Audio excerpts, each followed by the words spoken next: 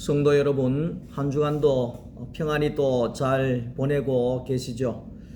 봄에 꽃들의 향기가 넘쳐나는 계절입니다. 이 계절에 우리 생명의 예수 그리스도의 말씀으로 예수의 향기가 넘쳐나는 그런 봄날이 되어졌으면 합니다.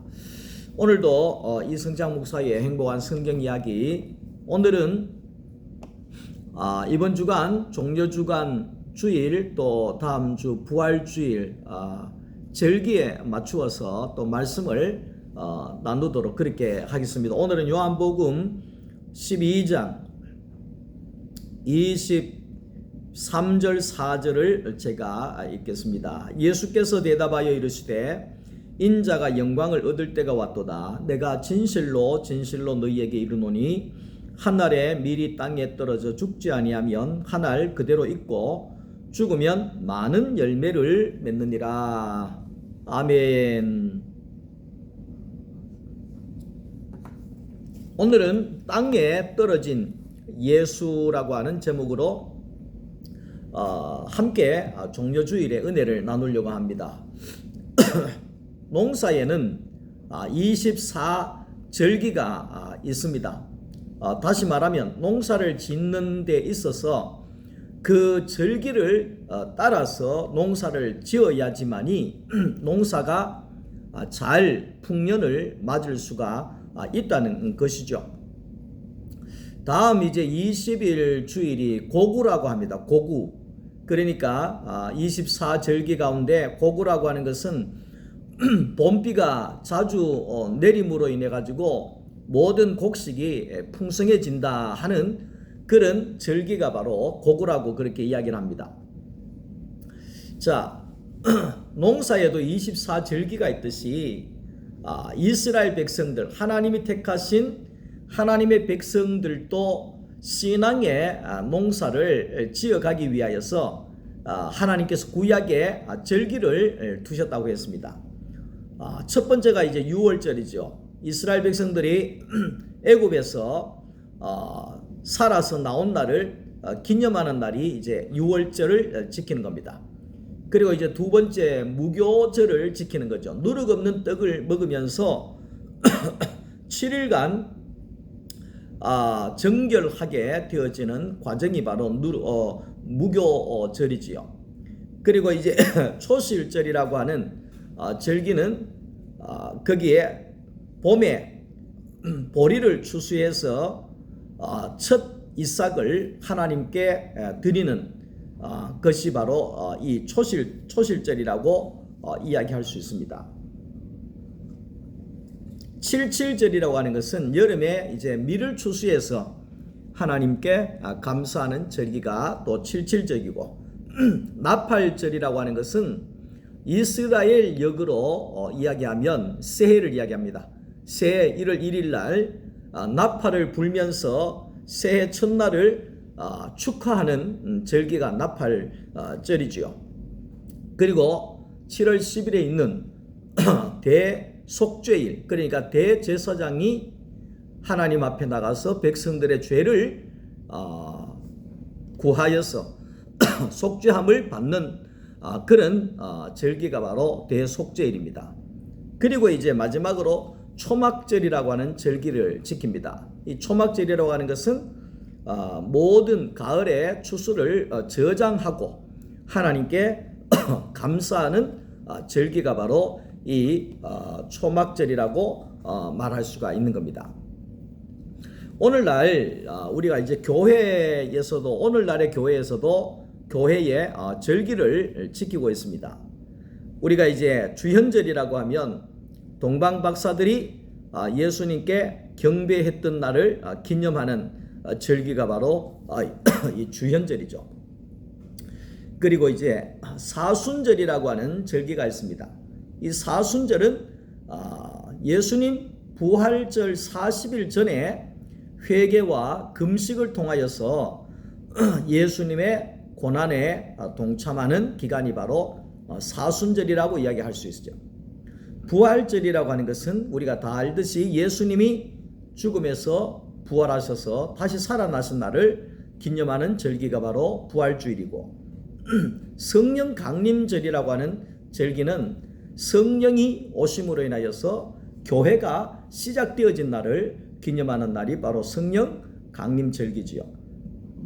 그리고 맥주 절기를 우리가 지키지 않습니까? 보리에 봄에 그 보리 농사를 지어서 하나님께 감사하는 절기를 지키고, 그리고 추수 감사주일은 모든 열매를 맺게 하시고 풍성하게 거두어 주신 한 해에도 은혜를 베풀어 주신 하나님께 감사하는 절기가 추수감사주일이고, 대림절이라고 하는 이 절기는 성탄절 4주 전에 예수님의 탄생과 재림을 기다리는 절기이고, 성탄절은 우리가 또 다 잘 알듯이 예수님의 나심을 기뻐하는 절기가 바로 성탄절이라는 것입니다. 내일은 종려주일입니다. 종려주일이라고 하는 것은 뭐냐 하면 예수님께서 이제 십자가에 죽으시기 위하여서 예루살렘 성으로 입성을 합니다. 그때 나귀를 타고 예수님이 들어가실 때에 많은 사람들이 거기에 종려나무의 가지를 흔들면서 환영을 합니다. 그러면서 호산나 호산나 다윗의 자손이여 그렇게 찬양을 합니다. 그러니까 호산나 호산나 하는 것은 우리를 구원해 주십시오 이런 뜻이죠. 그러니까 이제 우리를 구원해 주십시오. 하나님께 찬양을 드립니다. 이렇게 이제 예수님을 환영했던 절기가 바로 이 종려주일이라고 이야기를 할 수 있습니다. 이제 예수님께서 월요일, 화요일, 수요일 이렇게 고난을 받으시고 목요일에 제자들과 함께 최후의 만찬을 드시죠. 우리가 잘 알듯이 최후의 만찬이라고 하는 것은 예수님께서 생명의 양식인 것을 말하고 있습니다. 내가 곧 생명의 떡이다. 나를 먹는 자는 영생한다. 영원히 살 것이다. 이게 최후의 만찬이죠. 그리고 이제 예수님께서 금요일 날에 십자가에 못 박혀 영원히 떠나서 죽으십니다. 그리고 난 이후에 예수님께서는 안식 후 첫날에 토요일 지나서 안식 후 첫날 새벽에 예수님께서 죽음을 깨뜨리시고 다시 살아나신 부활 절기가 되어진다 하는 겁니다. 우리가 이제 알아야 되는 것은 구약의 주제는 모든 인류의 죄를 대신해서 죽을 예수 그리스도가 메시아가 이 땅에 오신다. 이게 구약이지요.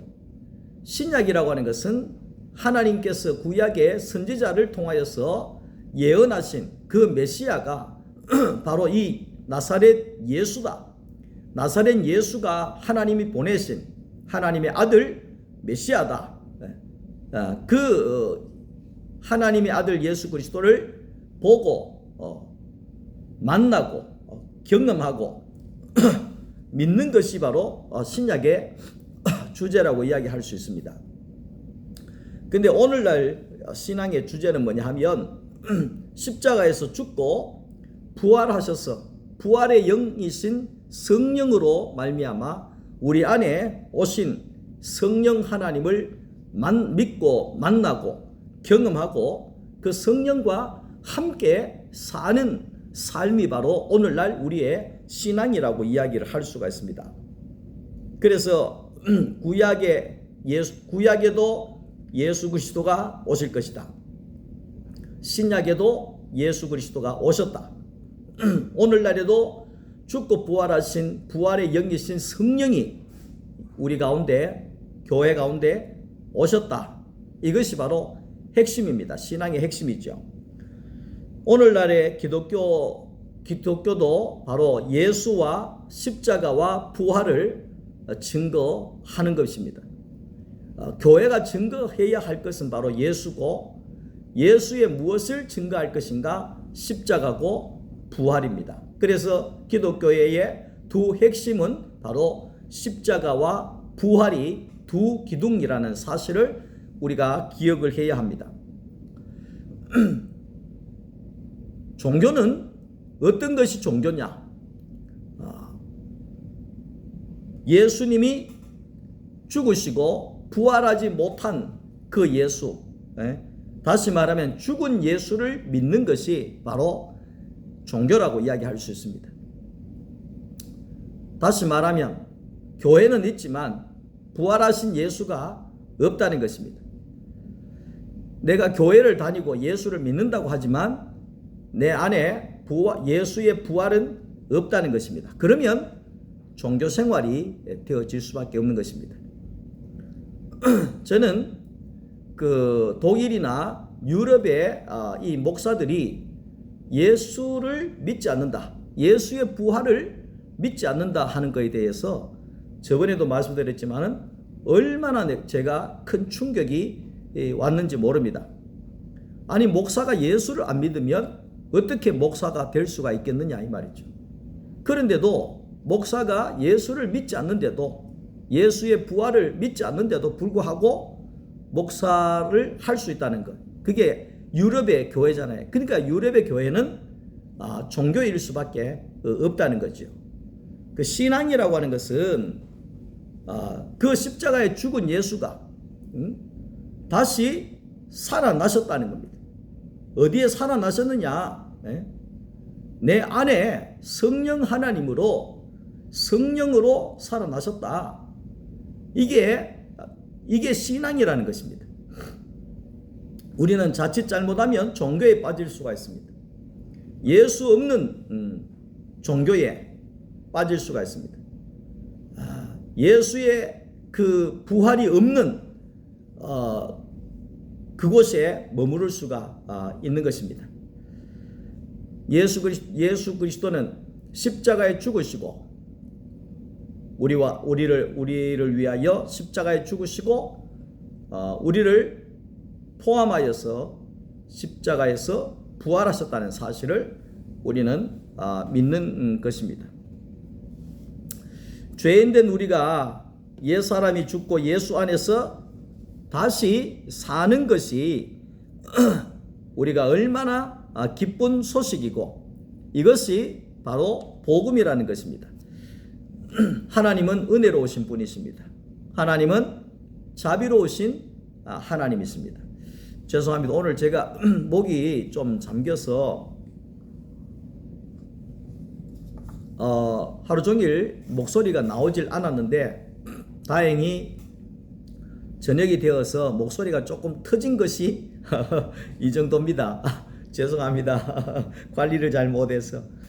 시편 103편 8절 말씀 속에서도 여호와는 자비로우시며 은혜로우시며 노하기를 더디하시며 인자하심이 풍성하시도다, 이렇게 이야기를 합니다. 요한복음 1장 16절 말씀 속에서도 우리가 다 그의 충만한 데서 받으니 은혜 위에 은혜로다, 이렇게 이야기합니다. 하나님의 은혜 위에 은혜를 더하심은 바로 예수를 가리키는 겁니다. 예수 그리스도의 그 사람으로 오심, 하나님이시면서 예수님께서 사람의 몸을 입고 오셨다는 것, 이것이 은혜 위에 은혜라는 겁니다. 이런 은혜가 없다 이 말이에요. 그 사람을 짐승 취급하면 제일 큰 욕이 되고 모욕이 되어집니다. 다시 말하면 우리나라에는 그 욕이, 최고의 욕이 뭡니까? 개의 새끼라고 이야기를 하면 바로 싸움이 납니다. 바로 분쟁이 일어납니다. 바로 격투기가 일어나게 되어져 있습니다. 왜 그렇습니까? 기분 나쁘다는 겁니다. 내가 사람인데 내가 무슨 그 개의 새끼가 되겠느냐, 이렇게 기분 나빠하는 거죠. 빌립보서 2장 6절에 보면 예수님께서 그는 근본 하나님의 본체시나 하나님과 동등됨을 취하지 아니하시고 오히려 자기를 비어 종의 형체를 가지시고 사람과 같이 되셨고 사람의 모양으로 나타나셨으니 자기를 낮추시고 죽기까지 복종하셨으니 곧 십자가에 죽으심이라, 이렇게 말씀을 하고 있습니다. 이 말은 뭐냐 하면 예수님은 사람으로 오셨다고 하는 것 자체가 사람이 개의 새끼가 됐다는 것과도 똑같은 말이라고 할 수가 있는 겁니다. 어떻게 하나님의 아들이께서 사람의 몸을 입고 오실 수가 있느냐? 어떻게 사람이 될 수가 있느냐? 사람으로 올 수가 있느냐? 사람이 지렁이가 됐다. 얼마나 그게 수치고 얼마나 모욕이겠습니까?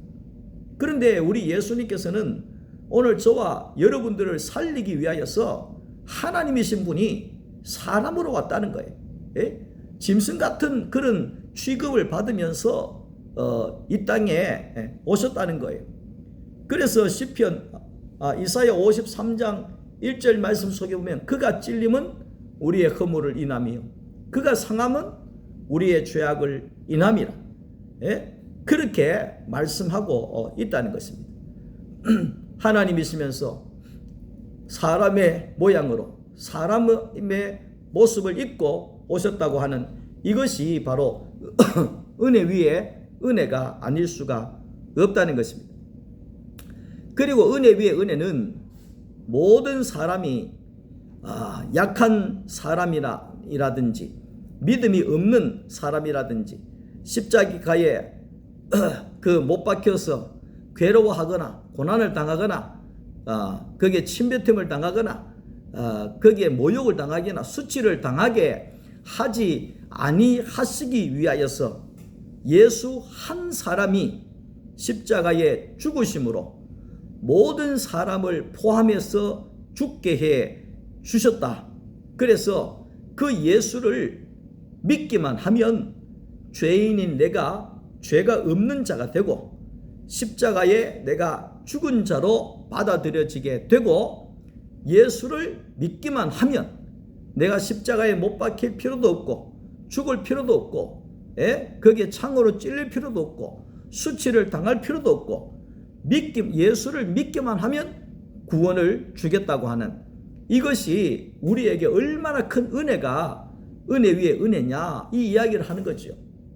저는 십자가를 질 수가 없습니다.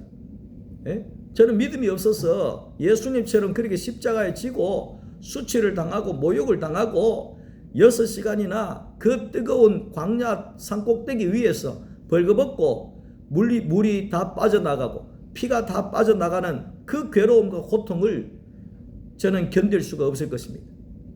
그런데 나 같은 믿음 없는 사람, 나 같은 연약한 사람, 나 같은 겁 많은 사람, 이런 나를 살리기 위해서 예수님이 대표로 죽어 주셨다는 것.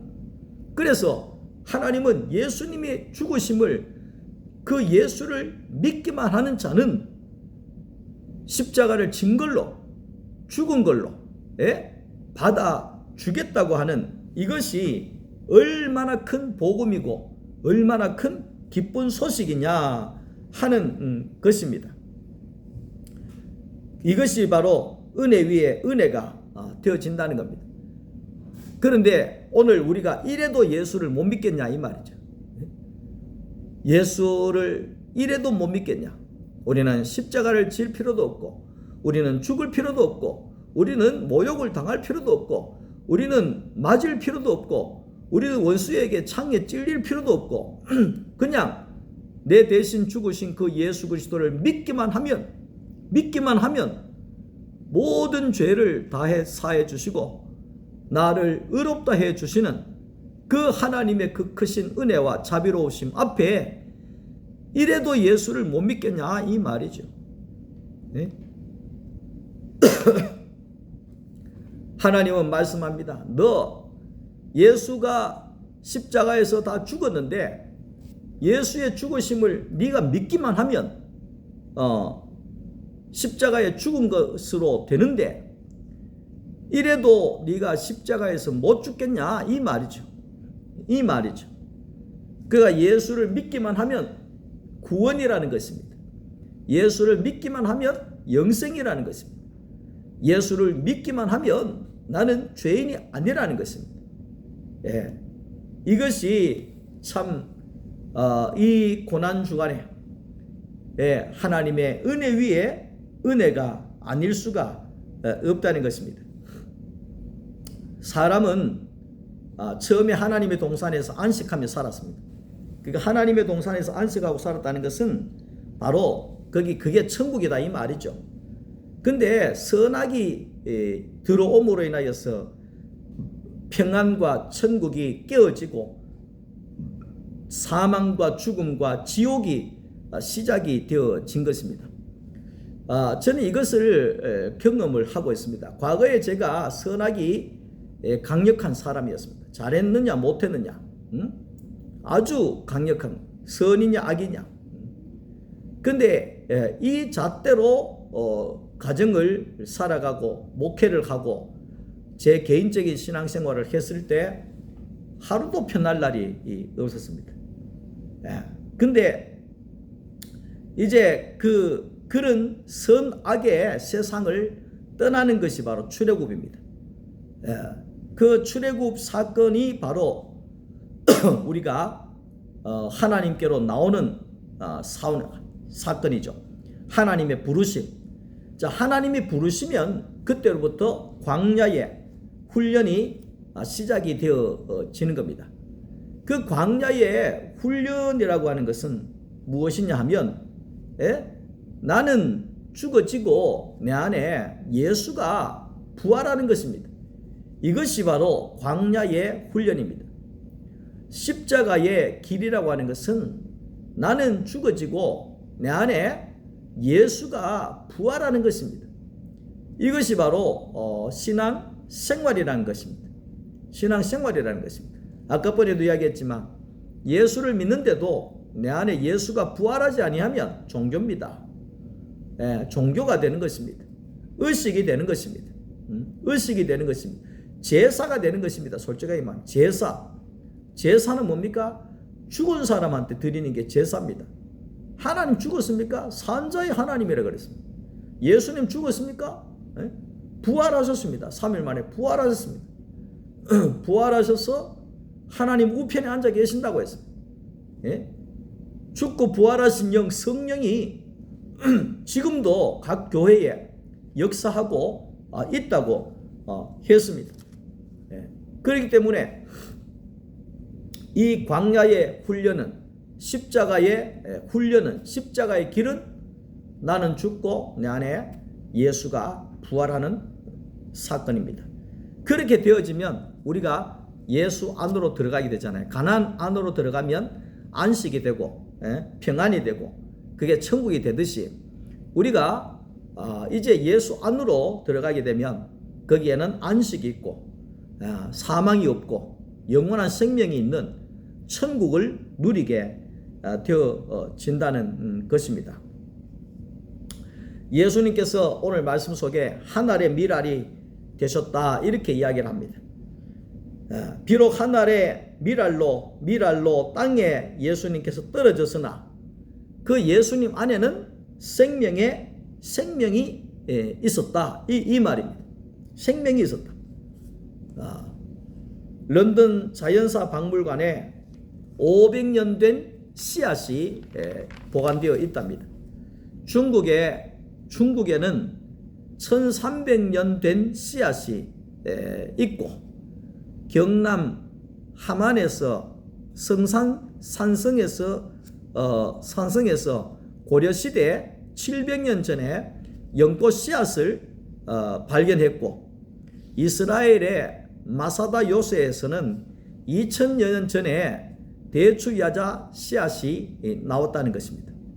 그러니까 미국의 미시간주 주립대에서 142년 전에 씨앗 50개가 발견이 되어서 그걸 땅에 심었는데 50개를 심었는데 거의 다가 그 142년이 지난 씨앗에서 그 삭이 나오고 열매가 나오게 되더라는 것입니다.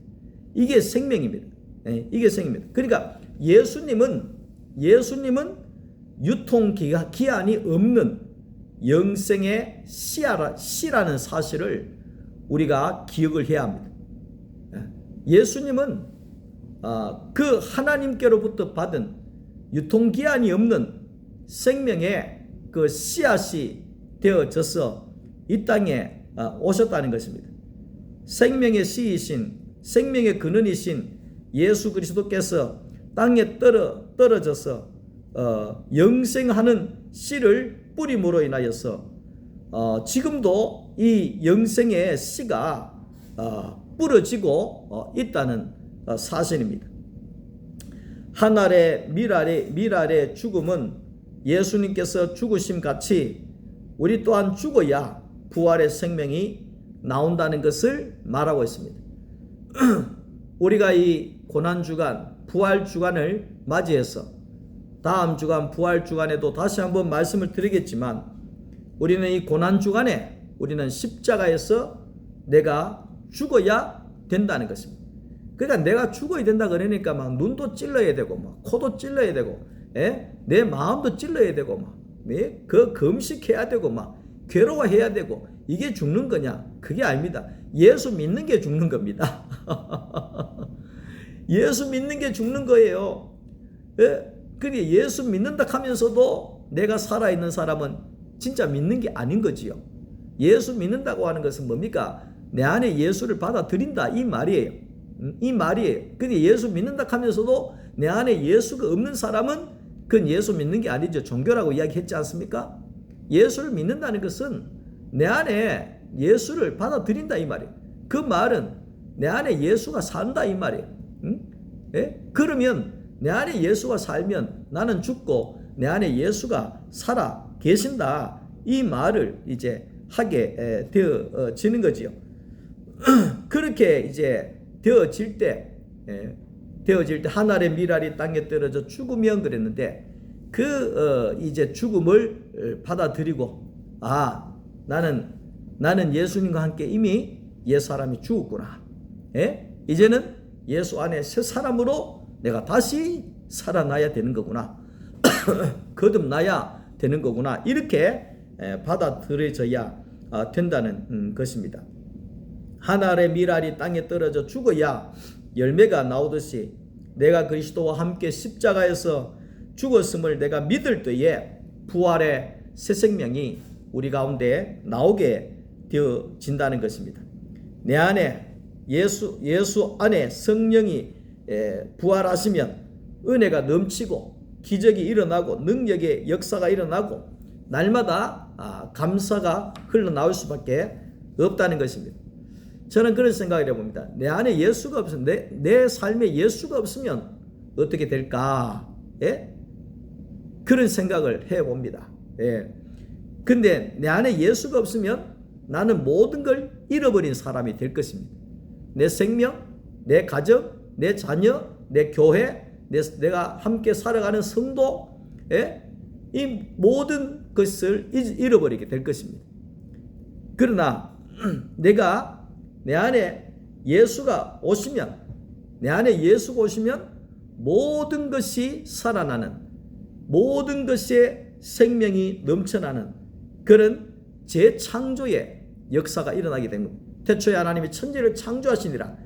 그러니까 오늘도 천지를 창조, 내일도 창조, 모레도 창조. 왜? 내 안에 예수가 들어오시면 날마다 새 창조가 이루어지게 된다는 겁니다. 그러면 나는 날마다 새 날이 되어지는 거고, 날마다 새 것이 되어지는 것이고, 날마다 하나님이